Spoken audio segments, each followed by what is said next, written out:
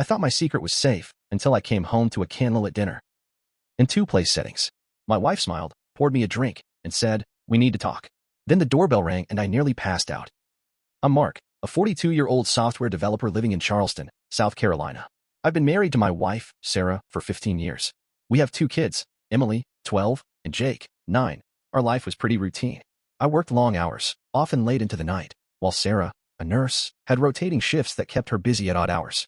Our schedules rarely aligned, but we made it work, or so I thought. Over the past few months, I noticed Sarah becoming distant.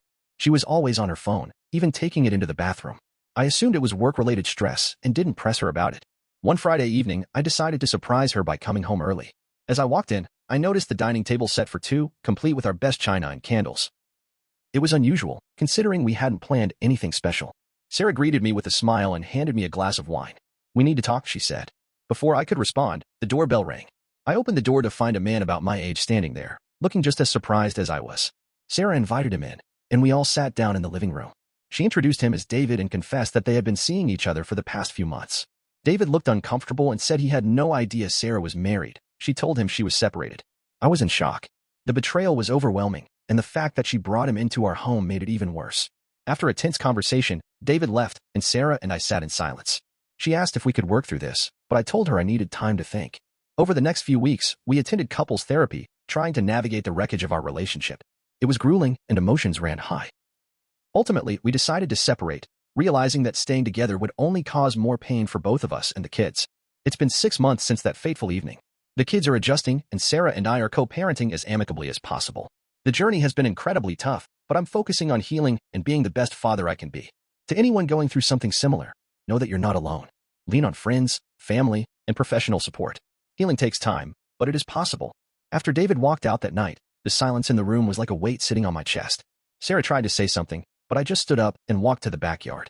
I stared out into the dark, gripping the edge of the railing, wondering how long she had been lying to me in this house, with our kids just down the hall. That night, I slept in the guest room. We didn't say much. In the morning, Sarah made coffee like it was just another Saturday, but the air between us was thick and awkward. She offered me toast. I didn't respond. I didn't know what to do. I didn't want to explode in front of the kids. So I waited until they were out of the house before I asked the question that had been burning in my head. How long has this really been going on? She looked me dead in the eyes and said, 6 months. 6 months. And then she added, it started off emotional. But yes, we slept together. More than once. I felt something inside me crack. I just nodded and walked upstairs. I didn't cry. I didn't scream. I just sat on the edge of the bed, staring at the floor, like maybe the right words would appear in the carpet fibers. A week later, I moved into a rented apartment on the other side of Charleston. I told the kids it was temporary. Sarah and I agreed to keep it calm for them, at least until we figured things out.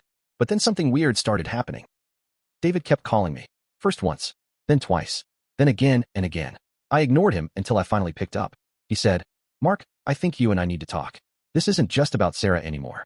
What the hell did that mean? We met at a local diner off Rivers Avenue. He looked tired, like he hadn't slept in days. He leaned in and said, "I broke it off with her. She started acting different. Obsessive. She showed up at my apartment screaming at me through the door because I wouldn't let her in." My stomach turned. He went on, "I think she's hiding something. She told me she only slept with me because she thought you were cheating first. She said she had proof." I laughed. It came out bitter. "Proof of what? I never cheated." David didn't laugh. "She said she found a receipt. From a hotel. 2 years ago. With your name on it." My blood ran cold. Now here's the thing. I did go to a hotel 2 years ago, but not for what she thought. I had just lost my job. I was scared. I didn't want Sarah to see me fall apart. So I checked into a cheap motel for one night to clear my head. I told her I was on a work trip. It was a dumb decision. I never told her the truth. I just needed a night to not feel like a failure. That's all it was. But if she found that receipt, and if she convinced herself I had cheated first, that changes everything. I went home that night, sat in the driveway of my rented apartment, and just stared at my steering wheel. Then I checked my phone. 14 missed calls from Sarah, and one from an unknown number. Voicemail. "Mark, it's David. She just showed up at my job. She's saying she's pregnant, and she says it might be mine. Or yours." Man, I'm freaking out. I felt the blood drain from my face. My hands were shaking. Sarah and I hadn't been together in almost 2 months. But before that, yeah, we'd been trying to fix things physically, even while the emotional part was breaking down. What if she was pregnant? And now she's telling both of us we could be the father? I didn't know if I was angry, heartbroken, or just plain numb. And that wasn't the worst part. Later that night, I got a text. Unknown number. One photo. It was a picture of Sarah, sitting in my old office chair, at my old desk. My laptop was open in front of her. The caption, "You lied to me too." What the hell was she talking about? I raced to my old house. The front door was unlocked. The lights were off. The kitchen smelled like burnt toast. And there she was, sitting in the dark, holding my laptop. She said, "You said you never cheated." Then what's this? She turned the screen toward me. Emails. Old ones. Ones I forgot were even there. Messages from an old friend from college. A woman. Friendly, flirty, never physical. But Sarah didn't know that. All she saw were jokes and late-night emails. Stupid stuff that looked way worse out of context. I said, "Sarah, this was nothing. We never met. We never." She cut me off. "Doesn't matter. You lied." And then she said it again. Quiet this time. "You lied. Just like I did. And now, I don't know where we stand. She might be pregnant. She might be lying. She might be spiraling. Or maybe I am. Either way, I don't think we're even close to the bottom of this mess yet." I left that night without saying much. I didn't even ask about the pregnancy. I couldn't. I didn't know what was real anymore. Over the next few days, I didn't hear from Sarah. No texts. No calls. Nothing from David either. The silence felt worse than the chaos. Until I got a call from my daughter's school. "Hi, Mr. Carter. Is everything all right at home?" That question sent alarm bells ringing. Apparently, Emily had told her teacher that mom cries in the bathtub a lot and talks to herself. That she was afraid to go to sleep sometimes because she thought something bad was going to happen to Daddy. That was it. I couldn't keep walking on eggshells. I went straight to the house, knocked on the door. No answer. I banged on it harder. I could hear Jake crying from inside. That sound went straight through my chest. I used the spare key. When I got in, Sarah was sitting on the couch, just staring at the blank TV screen. Jake was sitting beside her, tears down his face, clutching a stuffed dinosaur. I scooped him up and looked at her. "You need help, Sarah?" She didn't argue. She didn't scream. She just said, "I know." I packed a bag for the kids and took them with me. That same night, I called her sister, who lived in Atlanta. I told her everything. She drove down the next day. But that wasn't the end. The next twist came from an email. From an address I didn't recognize. Subject line. "Thought you should know." The message was short. 2 lines. "She's not who you think she is. Look up Sarah Elkins and Somerville 2006. I felt sick even typing the words into Google. There it was. An old news article. A younger photo of Sarah. She wasn't Sarah Elkins when we met. She had changed her name legally a year before we got married. The article mentioned a domestic violence charge. It was sealed later, dismissed. But there were rumors. A restraining order. An ex who left town suddenly. No conviction. No follow-up articles. I sat there frozen. This was a side of her I'd never seen. Never even imagined. I thought I knew everything about her. But this was something else. So I confronted her. Told her about the email. She looked stunned. Not angry. Just tired. "I changed everything to start over," she whispered. I was in a dark place. I thought if I changed my name, my town, my story, I could be someone else. I didn't know if I should feel sympathy or fear. Because the truth was, she had become someone else. She became a nurse. A mother. A wife. But maybe she never really left that dark place. And just when I thought I had enough, David texted me. She told me she lost the baby. No warning. No detail. Just that. I didn't even know if she was ever pregnant in the first place. Was it a lie? A scare tactic? Or something real that broke her even more?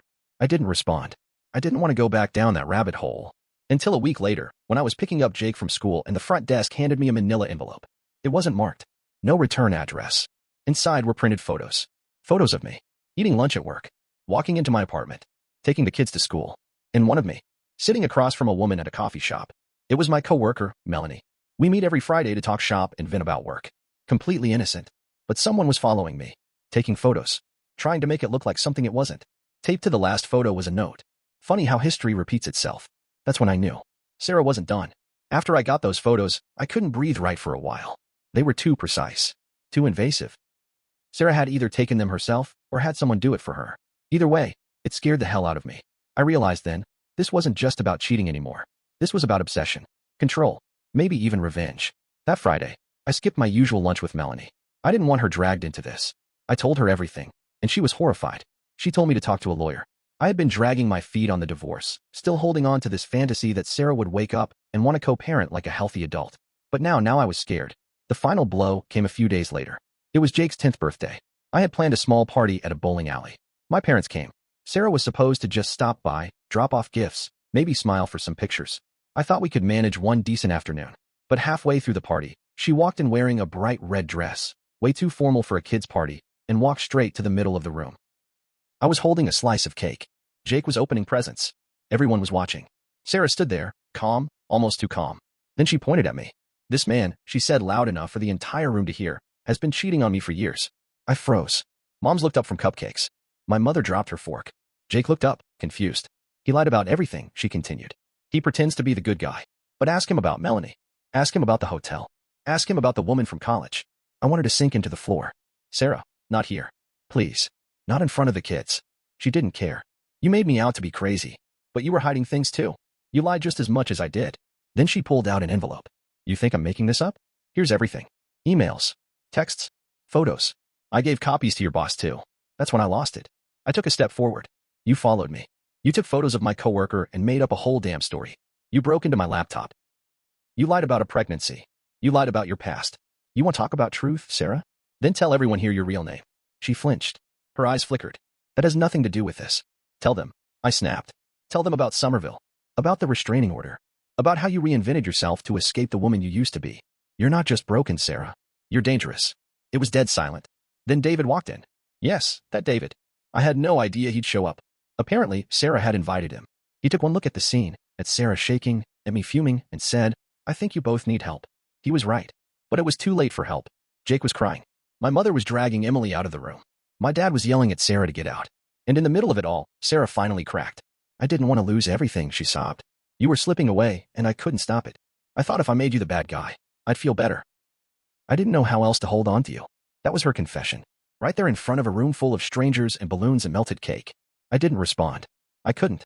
After she left, escorted out by one of the bowling alley managers, I tried to clean up the mess, but the party was already over. My mom stayed behind and said, you need to get the kids into therapy. All of you, really? David apologized again. Said he was done with Sarah for good. Said he didn't even think she was pregnant, just desperate. He looked hollow. I told him we were both fools. Sarah's sister came to pick her up. She apologized too, said she always suspected something was off but never knew how bad it was. She promised to make sure Sarah got help. I filed for divorce the next morning. The divorce wasn't easy. Sarah contested it for months. Tried to get full custody. Sent more photos. More claims. My lawyer shut it all down. Eventually, she stopped fighting. She agreed to shared custody. She moved in with her sister in Atlanta and started therapy. She wrote me a letter later, no threats, no accusations. Just a real apology. Said she was trying to become someone better. Said she didn't blame me for not forgiving her. As for me, I'm still in Charleston. The kids are okay, considering. They're quieter. They ask more questions now. But they smile more when they're with me. Melanie transferred to another team. We don't talk anymore, and I don't blame her. Sometimes, I still think about how it all could have gone differently if I'd just been honest about that damn hotel. Or if Sarah had just talked to me before stepping out with David. But honestly, that's not what broke us. What broke us was the pretending. The masks. The years of being two people living two different lives in the same house. I'm not angry anymore. Not at her. Not even at myself. Mostly, I just feel sad. But also strangely free. I don't know if I'll ever fall in love again. I'm not even looking. Right now, I'm focused on my kids, on healing, on figuring out who I am without all the lies and guilt. Maybe that's enough for now. Maybe, just maybe, that's what starting over really looks like.